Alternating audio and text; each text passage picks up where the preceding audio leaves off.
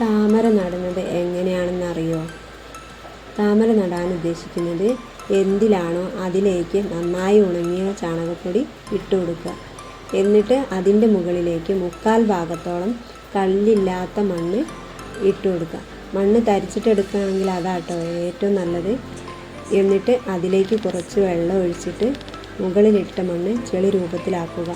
അടിയിലിട്ട ചാണകപ്പൊടി ഒരിക്കലും മണ്ണിൽ ഇളകി മിക്സ് ആവാതെ നോക്കണേ.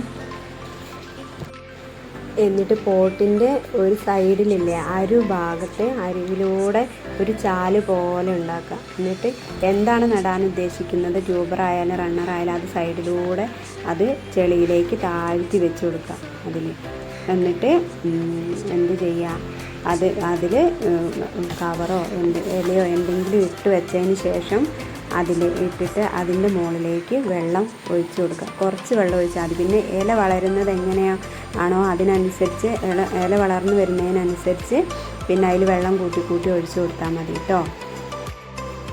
ഇത് അരികിലൂടെ നടണം എന്ന് പറയുന്നത്, അതായത് ടബിൻ്റെ സൈഡിലൂടെയാണ് കേട്ടോ ഈ ട്യൂബർ വളർന്നു വരിക. റൗണ്ടിലാണ് ടബ് എങ്ങനെയാണോ എന്താകൃതിയിലാണോ ആ ആകൃതിയിലാണ് ട്യൂബർ വളർന്നു വരിക കേട്ടോ. എന്നിട്ട് കുറച്ച് ഇലകളൊക്കെ വന്നതിന് ശേഷം നമ്മൾ എന്ത് ചെയ്യുക, NPK 19 ഇല്ലേ, അത് ഒരു പേപ്പറിലോ അല്ലെങ്കിൽ ഒരു തുണിയിലോ കിഴി പോലെ കെട്ടിയിട്ട് എന്ത് ചെയ്യുക, ടബിൻ്റെ നടുക്ക് മണ്ണിനടിയിലേക്ക് താഴ്ത്തി വെച്ച് കൊടുക്കുക കേട്ടോ.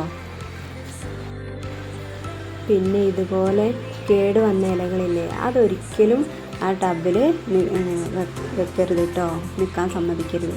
അത് നമ്മളിങ്ങനെ പൊട്ടിച്ച് ഒഴിവാക്കി കൊടുക്കണം കേട്ടോ. ഇല്ലെങ്കിൽ ആ ഇലകൾ അതിൽ കിടന്ന് ചീഞ്ഞ് ഒച്ചുകളൊക്കെ വരാൻ സാധ്യതയുണ്ട്. അങ്ങനെ ഒച്ചുകളൊക്കെ ഉണ്ടായിട്ടുണ്ടെങ്കിൽ നമ്മൾ താമരേൻ്റെ ഇലയും വരുന്ന മൊട്ടുകളൊക്കെ ഒച്ചുകൾ തിന്ന് നശിപ്പിക്കാൻ സാധ്യതയുണ്ട് കേട്ടോ.